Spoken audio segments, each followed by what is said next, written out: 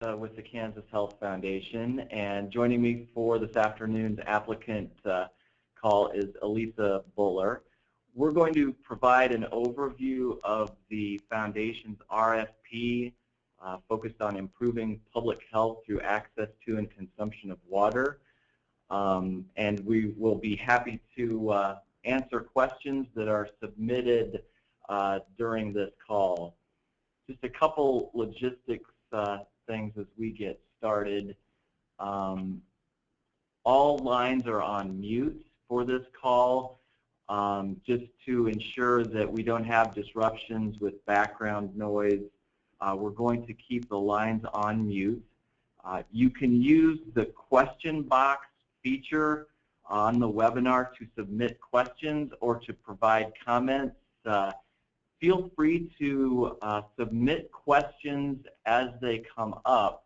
We will likely hold off on addressing the questions after we get through our presentation, but having questions in the queue when we get to that part of the call will be wonderful. You can also submit questions in writing after this webinar using the information that's provided in the RFP, and we'll also be providing that email address for submitting questions at the end of today's webinar. And finally, the webinar is being recorded, and the written Q's and A's from the webinar and from other questions that we received will be posted and kept updated on the Foundation's website, and the URL for the web page associated with this RFP is on the screen there. It's basically kansashealth.org/water. Okay, so I'm going to provide a fairly brief overview of the RFP, assuming that the folks who've registered for today's call have reviewed it and don't need me to walk through each section in detail. So really hitting on a few highlights. The purpose of this RFP is to improve health outcomes by making it easier for Kansans to have access to clean drinking water. We're particularly interested in strategies that improve the health of low-income Kansans, rural Kansans, and/or other Kansas populations disproportionately affected by reduced access to clean drinking water. And through the initiative, we anticipate funding a range of activities that could help achieve that purpose statement, that could help improve public health by increasing access to clean drinking water. Those activities include, but aren't limited to, advocacy for policies that improve public health and address inequities through water access, efforts that improve access to clean drinking water for Kansans where they work, live, learn, and play, data collection and research on public health impacts related to the access, promotion, and consumption of water in Kansas, local, regional, and state water planning efforts that include public health as an outcome of such plans, and communications or education campaigns that promote drinking water over sugary beverages. Really, there's a range of activities. We wrote the RFP to accommodate a wide range of activities, really hoping that the experts and expertise in the state would determine which activities had the greatest potential to improve public health and increase access to water in Kansas. So a couple comments about why the Foundation is interested in this issue. And first, we recognize that what we drink is as important as what we eat. The Foundation has a large healthy eating grant portfolio where we are really focused on increasing access to and consumption of healthy foods across the state. And we recognize that what we drink is as important from a nutritional standpoint, from a weight gain standpoint, and from an obesity standpoint as what we eat. So in part, this initiative is designed to help us address our public health prevention goal related to obesity prevention and improving nutrition across the state. Second, we're interested in this issue because we recognize communities in Kansas are increasingly facing challenges with water access. So it's important to us that Kansans are drinking water, especially over sugary drinks. We recognize that some communities are struggling with access to water, period, and that there are challenges that need to be addressed to ensure that Kansans have access to clean drinking water going forward. We really see parallels between this initiative and some of our healthy foods work. Through our healthy foods portfolio, we're supporting community gardens, farmers markets, food policy councils, and other interventions that are focused on access to healthy foods as well as consumption of healthy foods. And the third reason we're interested in this issue is because most of the conversations regarding the future water supply of Kansas have not focused on public health. And we believe there's a great opportunity to integrate public health outcomes into the ongoing planning efforts that are underway across the state. One of the most important things to keep in mind when developing your proposal is that we are really going to be focused on the objectives that you propose when we're scoring and reviewing the proposal. So each applicant must provide 5 SMART objectives. One of those must be related to the anticipated public health impact of the activities you're going to implement. And for each objective, you need to describe related activities and how you're going to measure progress throughout the funding period. So think of the proposed objectives section as being organized around 5 SMART objectives, one focused on public health, and each of the 5 including activities and a description of how you're going to measure progress. The objectives in your proposal will be used to assess progress throughout the grant term and will serve as the basis for reporting on your progress throughout this grant initiative. Our board has approved $2 million total for this initiative, and we will be awarding grants up to $200,000. $200,000 is the maximum award amount, but applicants can request less. And we would expect to support a number of smaller grant requests through this initiative, as well as some grants that are near the maximum level. The grant term is 36 months, 3 years. However, applicants could request a shorter grant term if they do not want the full term. And again, we'll award up to $2 million through this RFP. So other things to keep in mind when you're developing your proposal and when you're thinking about the partners to potentially bring together to develop a proposal. We're going to be looking at the extent to which proposals demonstrate strong multi-sector approaches, the extent to which strategies leverage or build upon efforts funded by other state, federal, or foundation grants, and the extent to which the strategies proposed will improve the health of low-income Kansans or other Kansans disproportionately affected by reduced access to reliable, affordable, and clean drinking water. These are things that would set proposals apart from other proposals. Because of the nature of this initiative and because some of the work would likely be focused on positioning water as a primary drink of choice over sugary drinks, we will require all applicants to sign a statement with the proposal that describes any financial relationships with soft drink manufacturers. And based on that information, the foundation reserves the right to not fund organizations that we believe would have a conflict of interest due to a financial relationship with a soft drink manufacturer. My recommendation is to simply submit the statement and describe the relationship to allow us to use that information for the decision and perhaps have a conversation with the applicant regarding the nature of the relationship. Our grant funds for this initiative cannot be used for lobbying. However, a wide range of non-lobbying advocacy activities may be supported through these funds. We will not be providing funding for programs for individual behavior change, such as weight loss programs or dietary counseling programs, unless those programs are tied to a specific policy or systems intervention. And the same thing applies to equipment purchases.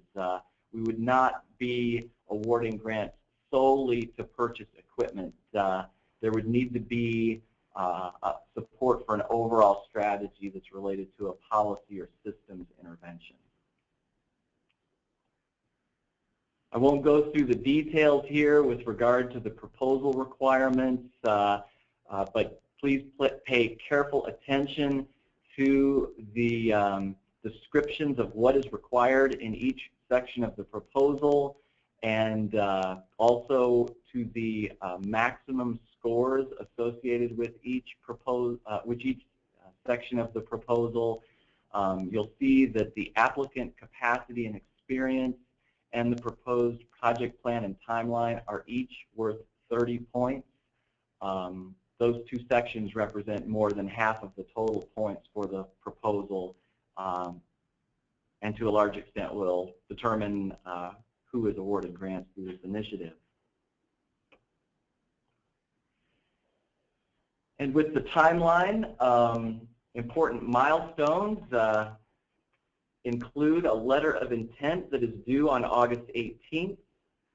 The proposals are due on September 10th, and we will make award announcements by October 5th with the start date of November 1st for these grants. You'll see additional information in the RFP regarding when progress and financial status reports are due. I did want to focus on the letter of intent a bit. Every organization that intends to apply for a grant must submit a letter of intent by August 18th at 5 p.m. If you do not submit a letter of intent, your proposal will not be reviewed. The letters of intent allow the foundation to structure our review process by knowing how many proposals will be submitted and also knowing a bit about the nature of each proposal. So the letter of intent must include the name and address of the applicant organization, the primary contact person's name, title, and contact information, and a no more than 2-paragraph description of the proposal.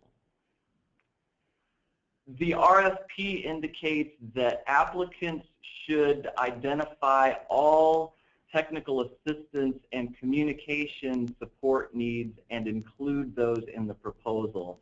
The Kansas Health Foundation does not plan to provide extensive support for projects funded through this initiative. That support should be included in your proposal. I did want to highlight one option today if you believe you would need support for legal technical policy assistance through this initiative. For the past several years, the Kansas Health Foundation has been working with the Public Health Law Center at William Mitchell College of Law in Minnesota. The Public Health Law Center offers knowledge about how Kansas state and local laws impact access to water, has a range of public policy expertise to support water as a healthy beverage, experience working with the foundation, our grantees, and Kansas communities, and has successfully supported organizations with effective policy and environmental change strategies related to water and a wide range of public health issues. So included on this slide is contact information for Mary Marrow, who would be the point person for the Public Health Law Center's support for water issues. Please also consider this just a general promotion for the Public Health Law Center if you have other interests beyond this RFP that you would like to contact them for. Their website includes a number of resources that they've developed specifically with Kansas and Kansas communities in mind. So please seek out that resource if you'd like. At this point, I'm going to turn the call over to Elisa Buller, who will walk through the application process. Thank you, Jeff.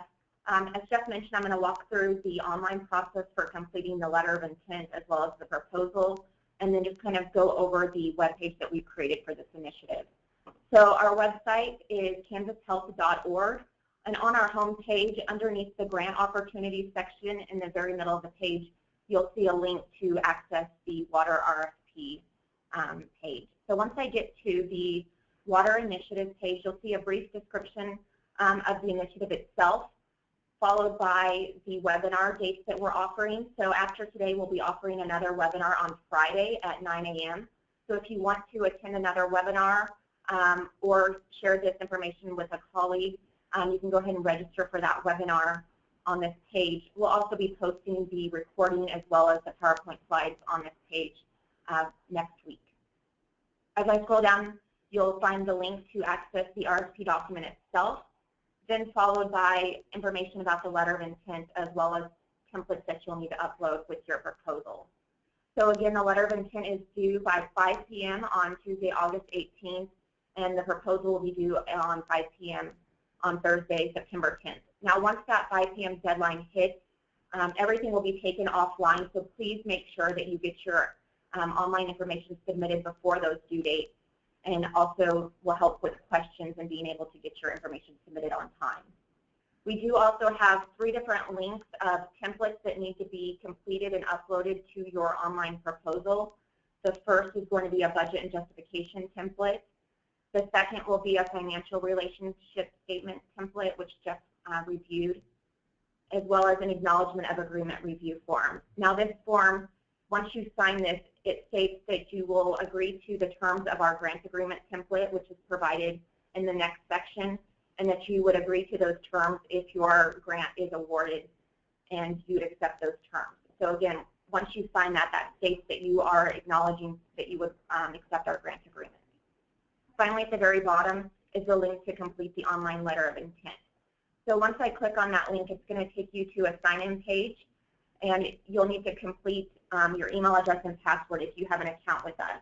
So if you've submitted any type of application with the Kansas Health Foundation in the past, you can sign in with that account information, or if you've never completed an application before, you'll need to be signed up as a new applicant, which you'll click the new applicant link underneath the email text box. If you have any questions with the online process, there's a Contact Us button on the right-hand side of the page, and you can email us with any questions about the online process.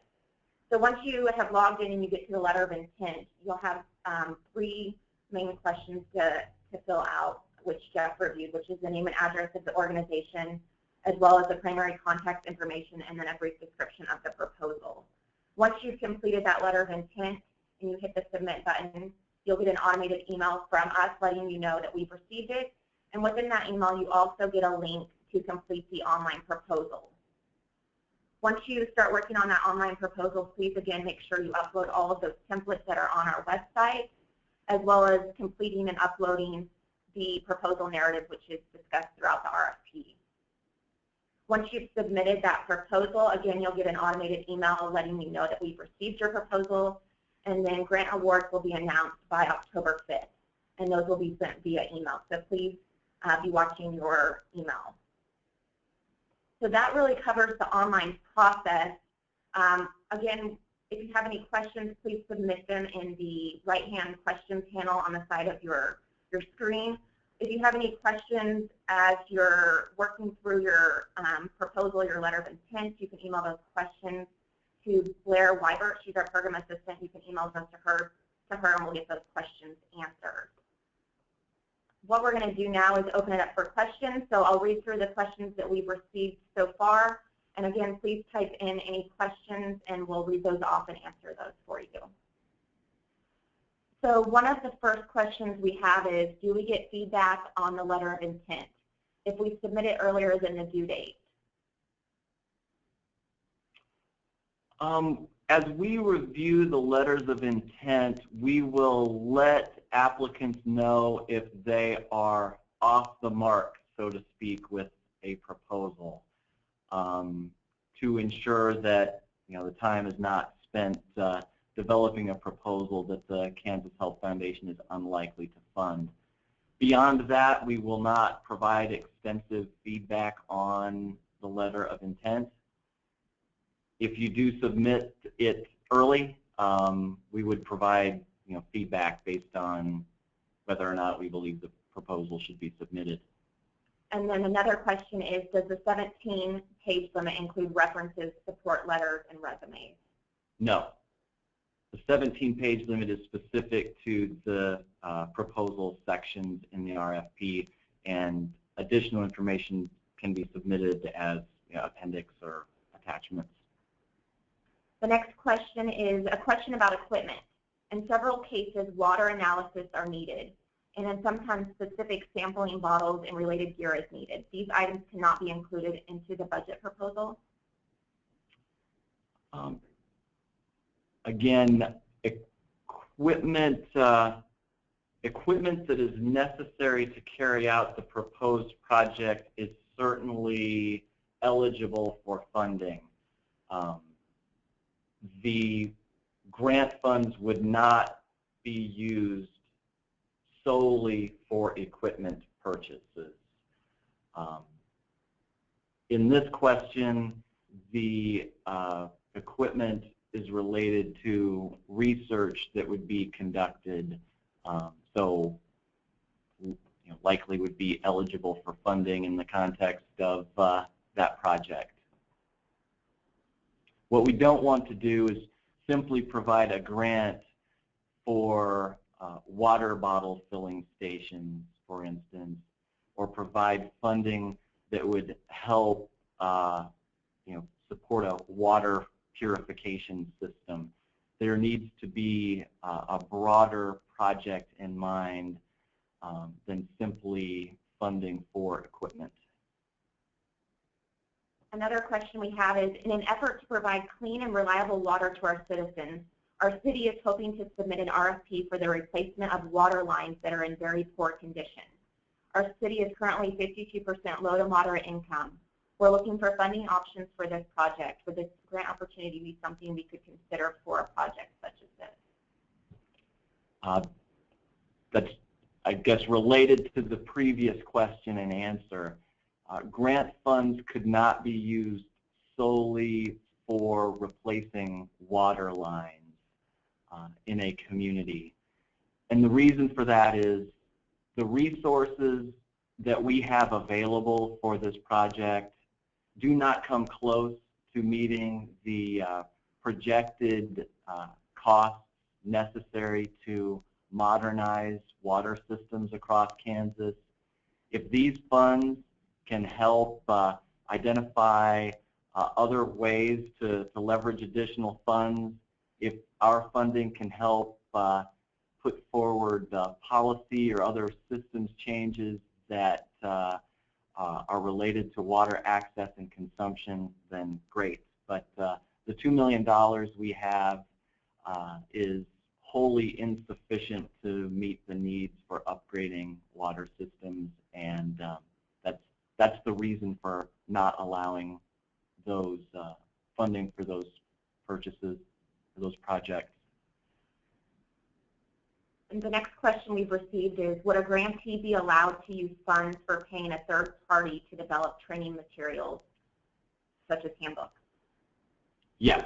Grant funds can be used to issue subawards or support contracts and purchases. There is a grant agreement that is posted on the website that outlines the approval necessary to enter into subcontract, sub-grant agreements. The next question is, would education projects in schools be eligible for this grant?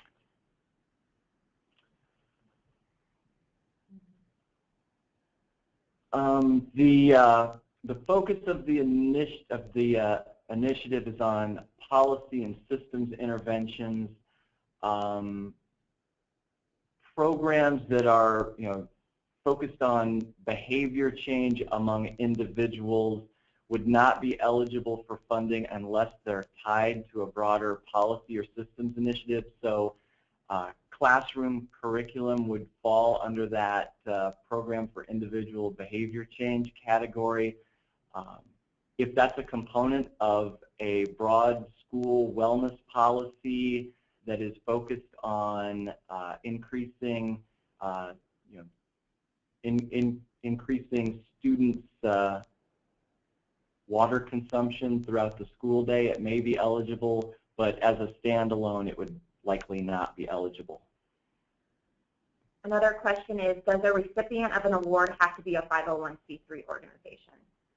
No, either a nonprofit or a government entity. So if you work for a city or county, or if you're a 501c4, yeah, you can apply, and that's listed throughout the RFP. And if you have questions about that, if your organization is eligible, you can send that question in via email. The next question is, if we currently are receiving funding from KHF or another initiative such as recognition grants, are we still eligible to submit a proposal? Yes. The next question is, if something that was submitted in the LOI paragraph content information changes, should we contact KHF before submitting the proposal to discuss that change? No. Next question is, can letters of recommendation be included into the application as an appendix? Yes. And that would be helpful if you are proposing a partnership or a collaborative. Letters of support that outline the commitments the various partners are making would be helpful. The next question is, we replaced our water distribution system last year. Now we're having trouble keeping the chlorine levels and chloroform bacteria levels at an acceptable rate. Would installing a chlorination system to our distribution system be acceptable?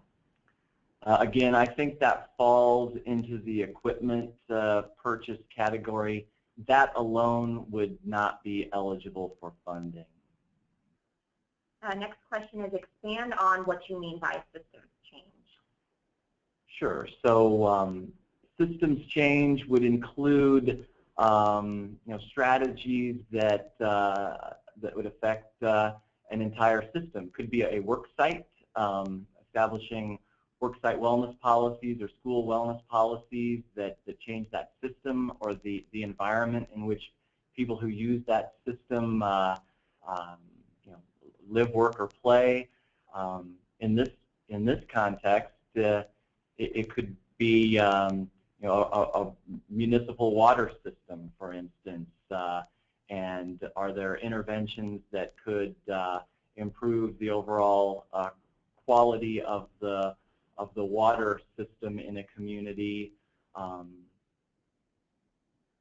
So yes, I think beyond simply equipment purchases, so it would need to address equitable access to clean drinking water across the community and steps that are necessary for that to happen, as opposed to simply purchasing equipment.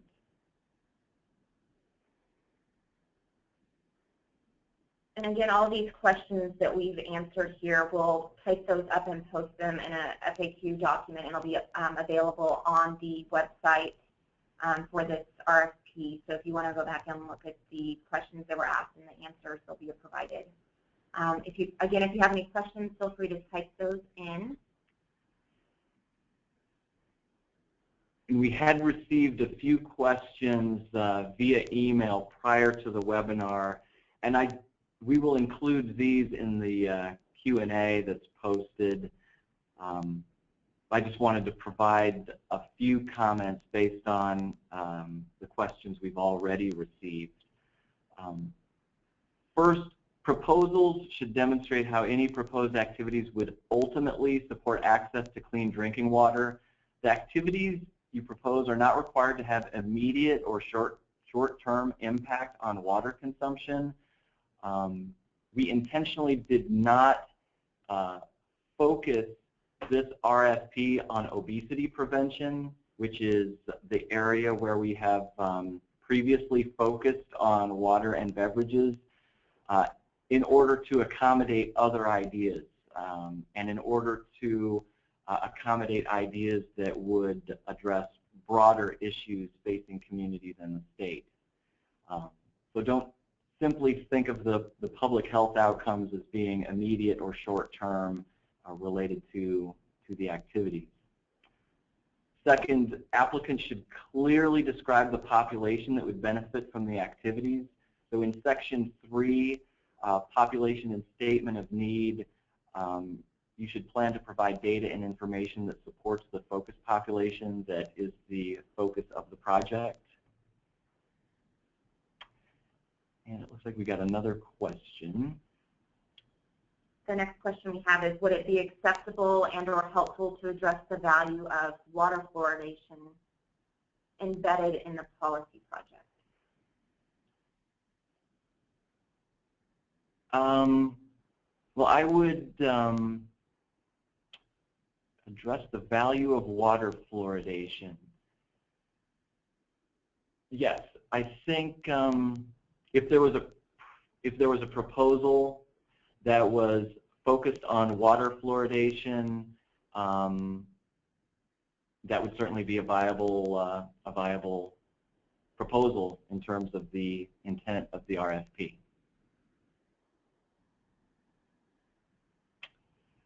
Another question we just received is, partnerships can be made with non-Kansas institutions, for example, with out-of-state laboratories?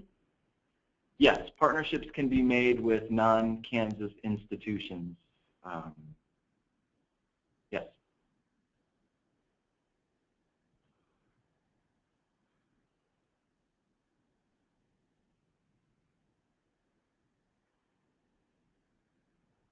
One additional point here.